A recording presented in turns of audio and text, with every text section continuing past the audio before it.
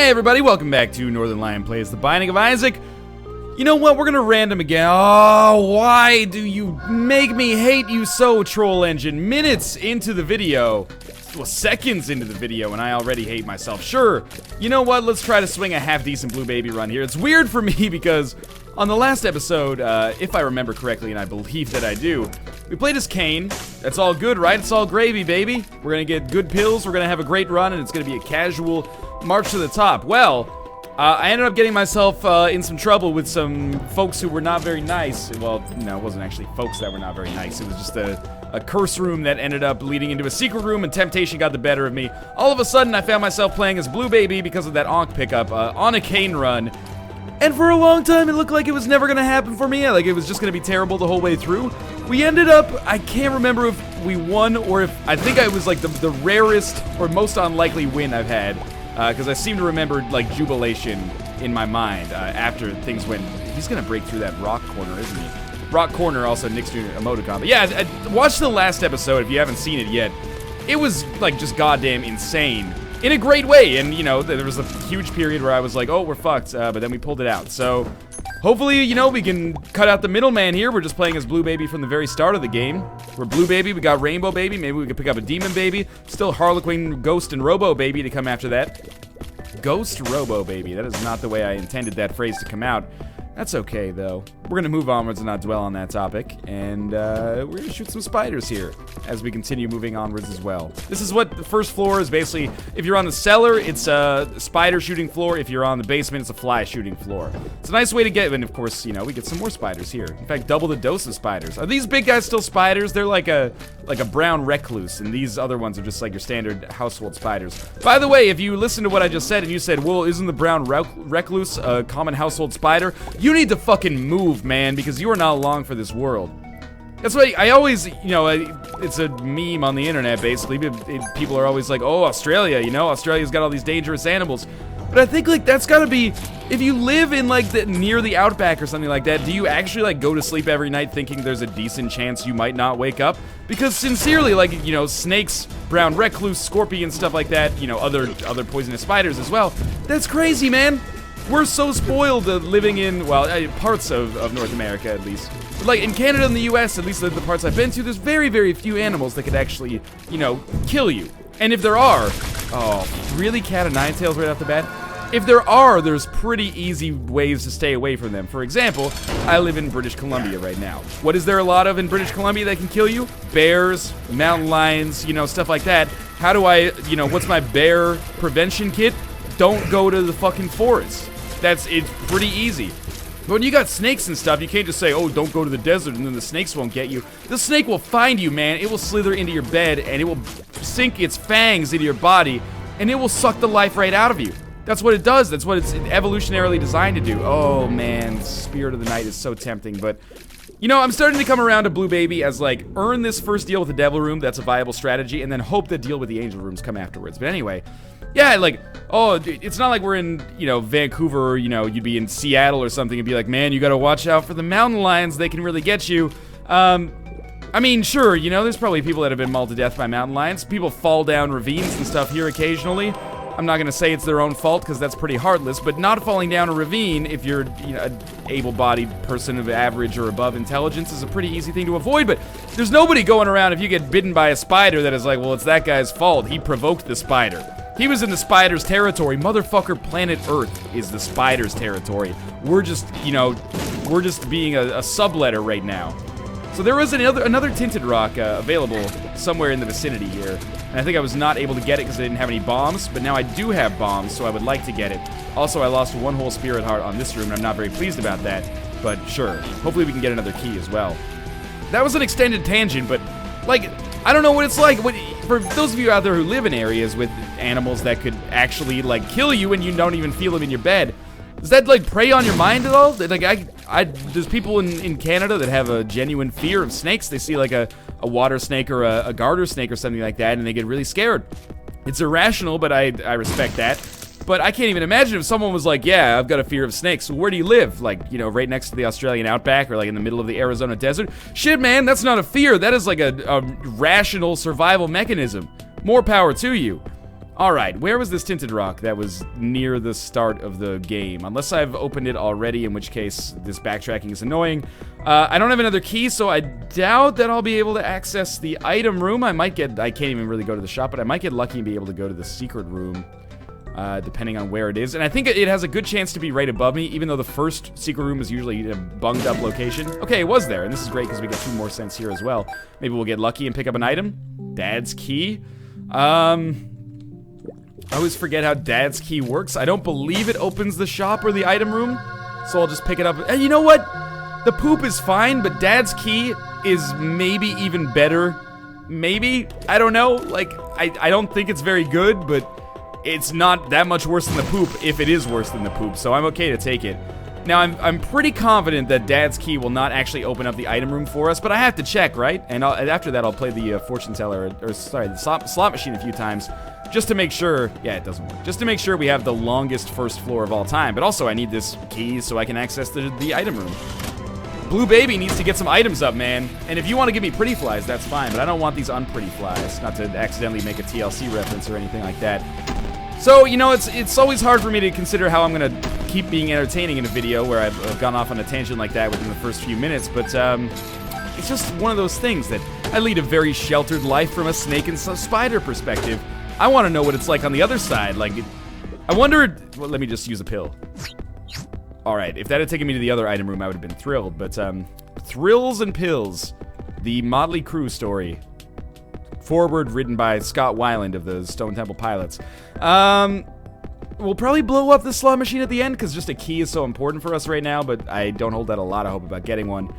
Like, I would be interested to see, like, some statistics about whether fear of snakes and spiders and scorpions is higher in areas where snakes and scorpions and spiders actually live, because, you know, you would expect yes.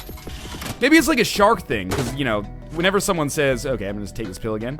Oh, come the fuck on. Whenever somebody says, like, I'm afraid of sharks, you're just like, well, yeah, you know, we have them, but almost nobody ever dies of a shark attack. Like, you know, you should be afraid of things like heart disease, right? Cancer, stuff like that. But, I don't know, maybe if you live in Australia, you have, like, exactly the same feeling about things. You're like, well, yeah, you know, some people occasionally do die of, like, scorpion stings, but it's, like, less than 1/3 of 1% of the population, so it's not the right thing to be afraid of. I don't know if that makes any sense at all. You know what? Fuck it. We're gonna go a little crazy. I'm gonna pick up Spirit of the Night. I'm glad the deal with the Devil Room is still here. Obviously, we're extremely low on health, but this will at least give me the ability to pick up stuff that's, you know, over gaps, and, maybe we'll be able to make a good run for ourselves as a result of that. I'm just gonna take this pill. Oh my god, okay. I really, like, okay, Friends Till the End is not a bad pill, no question about that. It's certainly not worth the fight that we're gonna have to put up here. But more than that, it's just like, there's an opportunity cost associated with every pill, and every pill that is not Balls of Steel, or a Tears upgrade at this point, is pretty scary. So, it's fine right now. And you know what, even with only 1.5 Spirit Hearts remaining, we're still in an okay position because we have the defensive power of Spirit of the Night. Mind you, if I take 1 hit of damage, then our life becomes substantially worse off than it is right now. But, not 1 hit, I should say. 1 heart. There we go. There's 1 hit. But 1 heart becomes really dangerous. In fact, we're actually in kind of a dangerous position right now because a lot of champions could kill us in 1 hit. Hopefully it doesn't come to that. But, you know, who dares wins, right? Now we've earned some more deals with the devil. At the very least, maybe that'll give us a better chance to get Lump of Coal, even if I... Oh, ho, ho. Alright, that room ended up actually being worthwhile. So the question is, if you can't use Dad's key to actually get into the item room, shop, etc., what do you actually use Dad's key for? Thank you for that key, by the way. I guess typically you would use it to, like, get into boss rooms while you're still fighting an enemy, or you would use it to get into boss trap rooms or mob trap rooms when it was otherwise inaccessible. For me personally, Dad's key feels like one of those non-entities. The only reason I took it is because we have the poop, and, you know, truth be told, the poop is probably a lot better than Dad's key, but even at its best, the poop is not very good, so I don't feel too bad about giving that up. But I feel like Dad's key should, like, sincerely open up every door, including doors that are typically opened by keys. That only seems to make sense to me. Brother Bobby's an okay pickup. I think that's fine. It's also possible I'm using Dad's key completely inappropriately because this is like how we, you know, normally skip, or I don't know. That sentence obviously made no sense. If you give me a second here to rephrase it. It's an item I'd almost never take, and in fact, I've only taken a couple of times and only to see what it does. And it's bad, and it's not very good, and I never take it, so if I'm using it improperly, that does not surprise me. But I have never seen anybody in the comments. There's defenders of almost every item in the Binding of Isaac. I don't think I've ever seen anybody in the comments being like, Northernlion, you're not really giving Get Dad's Key what it actually deserves. So we have 4 bombs. That's a secret room ticket, hopefully. We're only on Catacombs Part 1, so it's not an XL floor. We desperately need tears and damage upgrades. I was hoping maybe we'd find the secret room by accident there, if it was there. Yeah, we desperately need tears and damage upgrades and, you know, rate of fire increases. Anything that allows us to generate spirit hearts is also an incredible blessing. That would give us even the slightest chance at victory. Or just a fuck ton of tinted rocks is fine too. There's a few other combinations, you know, Guppy's Tail plus Skeleton Key could maybe work it out for us. I probably will play Judgment rather than going to the shop, because, you know, the other thing with Judgment is that he has the potential to give us keys in addition to giving us an item. The bad thing is that the item that he gives us has a reasonably high percentage chance to be an HP upgrade. But that's not the worst thing in the world for us when we're fairly low on health, although it's also not the best Blue Baby item. Sometimes it can be a necessity, so... You know, on the bright side, we do have Brother Bobby, and we do have Harlequin Baby. Sorry, this is Rainbow Baby, my mistake. We do have Rainbow Baby, so we're doing more damage than I would if I was just on, like, base Blue Baby damage right now. But still not a good degree of damage. We get an HP upgrade from the boss, and another deal with the devil, which I hope is Krampus. It's not Krampus, it's 2 Guppy items, both of which would kill me, and I wouldn't come back to life. So, that is basically impossible for us to use. It looks like the secret room is going to be in a very obvious location. We're going to start by playing Judgment here, and we'll probably run out of money before he pays out with anything, but sure, he gave us a heart. Fantastic. Our secret room could reasonably be here. I was really hoping it was there, because now that it's up here, I actually, like, completely could have gone to the item room just by using 2 bombs instead of a key. Never mind. I'm going to check here for it. I don't know why this seems like a good place. Okay, I'm just going to waste 3 bombs, and then we're going to leave, I guess. Go fuck yourself, Judgment. Threw 5 cents down the toilet. Well, that's not true. I got a red heart I can't even use. Another deal with the devil, which is the same items. Maybe that opens up the possibility for a deal with the angel now? It's like Dad's Key. I wasn't going to use it anyway. We might as well use it there. I'm disappointed in you.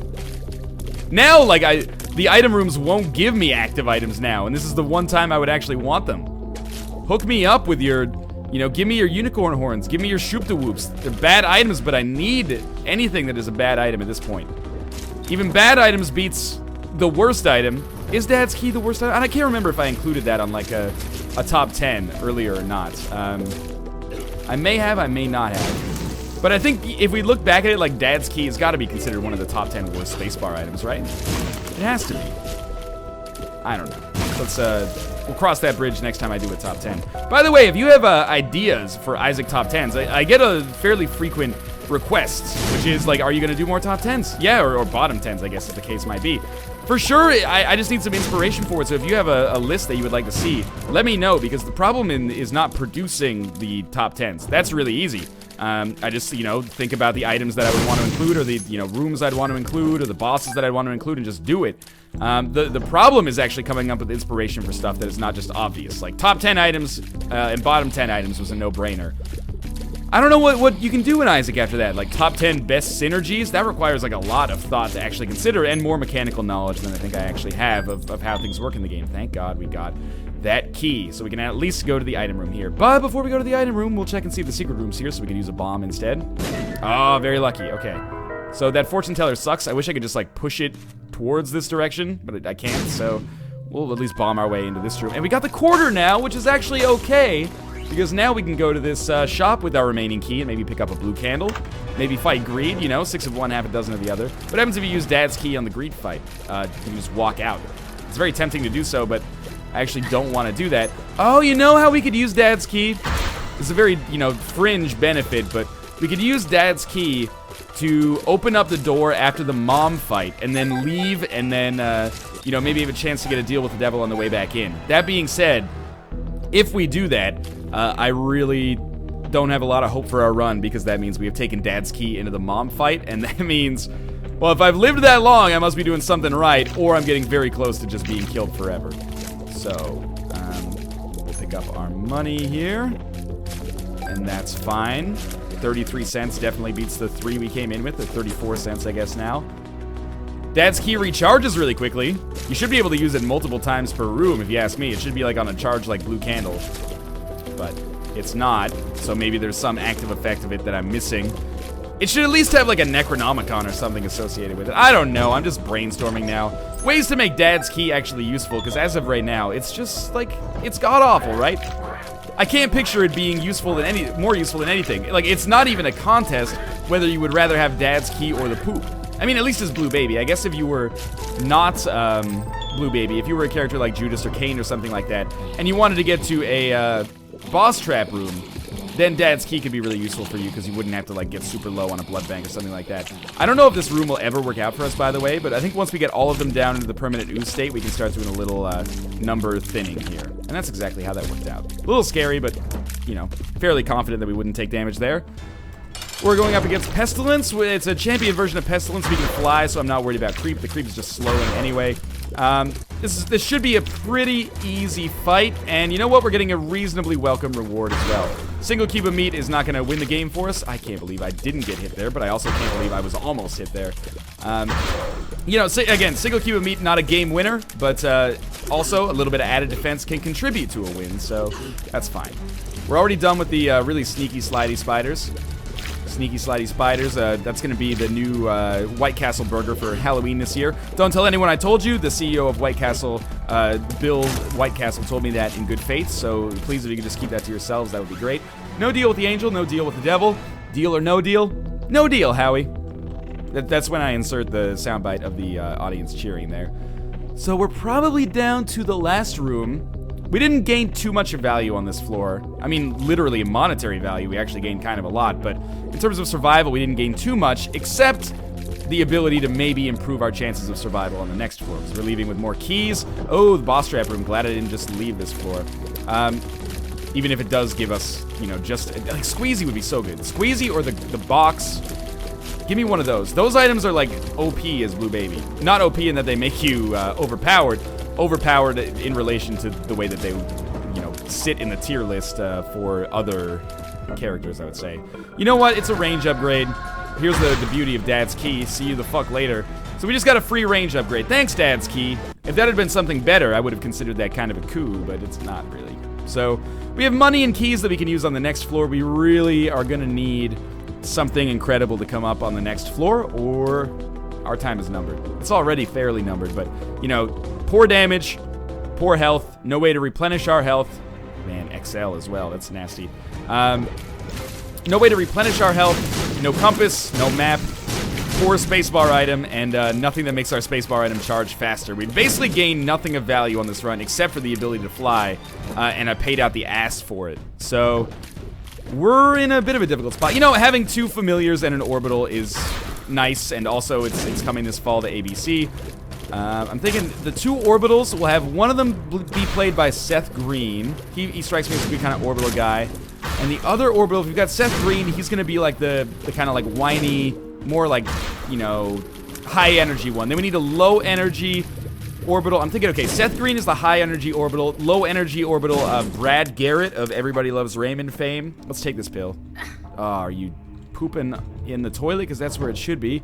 And then, so it's 2 orbitals and or is it 1 orbital and 2 familiars? Oh, I've messed it up already, haven't I? Seth Green and Brad Garrett as the familiars, and then the orbital has to be, obviously at this point we've got to get some female energy on the cast. I'm thinking maybe we could have, like, let me think about this. It's got to be mid-20s to early 30s. Maybe coming off of another starring property or co-starring property that didn't go so well. Maybe we could have like a Courtney Cox Arquette. She's not necessarily in the right age group. Maybe we could have a Rumor Willis in her starring debut. You know, Bruce Willis' daughter. She could be the familiar, or she could be the orbital. I have to hire somebody else to pitch this show for me. I've already got Shackleton ER on my plate. That's mired in production hell. Anyway. I don't know what I'm talking about, but I'm providing these tangents because, you know, in mere moments, I will likely find myself on the bad end of the Deal with the Devil, a.k.a. Satan Collects. Deal with the Devil 2, payments due. There you go. We have 1.5 Spirit Hearts. I've actually done Ooh, that was very close. I've done very well not taking damage. I think I've performed pretty well defensively over the course of the entire game, not just recently. But we can only survive for so long, and, you know, one of these guys hitting me will take off a third to 2/3 of my health. That's pretty scary. We don't have very good damage. This is a big moment for us. With two rooms with items in them, we need something good. Ideally, we get, like, blue candle from one, and then, like, even something modest from the other one. You know what would be great? How about blue candle in the shop? It's our last shop, so we'd be foregoing the compass to take blue candle, but I think it's necessary. Blue candle in the shop and an all stats upgrade in the item room. This is the second time in, like, recent videos that this has happened, and it's so fucking frustrating. 2 shops in a row? You make me fight greed? What did I do to deserve this? I guess at this point there's no point to, like, actually going through with this fight. I should really dad's key the fuck out of here, but it seems like the coward's way out. I guess that's one of the few values of dad's key, but I'm completely ignoring it. That's pretty bullshit. So we had, like, basically, thank God we picked up that quarter earlier, right? So that we were able to get, you know, some beautiful value out of this, the rest of this run. And then an all stats upgrade, it's pills. Well, pills beat dad's key 100%. I'm gonna teleport. I don't even care at this point. We're gonna go crazy. This is actually basically where I want to be. Just try not to take damage. Ooh, it's gonna be harder than it looks. Easier said than done. The two sides of the same coin there, basically. Oh no! Okay, we're pretty close to dying here. I'm not happy about this. I hope you know that I've tried. I've been trying on this run. I still think that when people are like, Blue Baby's OP now because of the Polaroid invincibility, I think you're all talking out of your asses. I think you get lucky sometimes as Blue Baby. If you have a good Blue Baby run, it's a great Blue Baby run, because you can't be hit, basically. If you have a shitty Blue Baby run, you still die like a scrub early on. Not fortune tellers. Fantastic. Unfortunately, get it? We still have to basically dedicate all of our time and money. Don't die to the flies. That would be the worst.